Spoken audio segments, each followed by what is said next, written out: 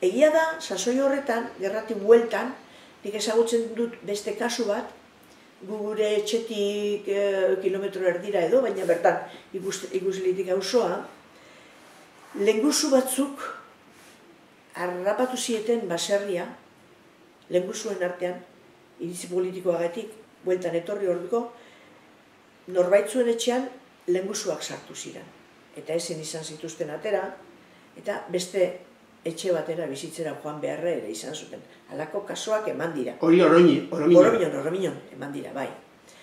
Eta oraintsu jakin izan dut, adibidez, antzerako kasua kontatzagatik, nire izeko bat Durango bizi dena oraindik nahiko gaztea da, 80 urten bueltan dauka, Edurne Ibarra, eta horrek kontatu dit, oraintsu, gerrati bueltan etorri zirenean honek Arialdin bizi ziren, Arialdi baserrian, Oromiñon, eta gerrati bueltan etorri zirenean,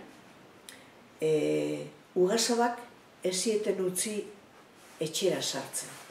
Iritzi desberdinetakoa zen, batzuk karlistak, eta besteak nazionalistak, bizkaitarra. Eta ez zioten utzi baserrian sartzen, ama bat, ama eta bere ahizpa, eta bi neskato mutiko, 6-7 urte inguru nire iseko, 8 bat urte nebak, eta gaua pasatu behar izan zuten pikondo baten azpian, ilargia goian, eguraldi txarra etzuela egiten, baina holan sartu zinik. Urrengo egunean, Oromiñon zeukaten amama, Oromiñon bizi zen amamak, erreskatatu zituen eta bere baserrira bizitzera eraman, Oromiñoko errotako baserrira.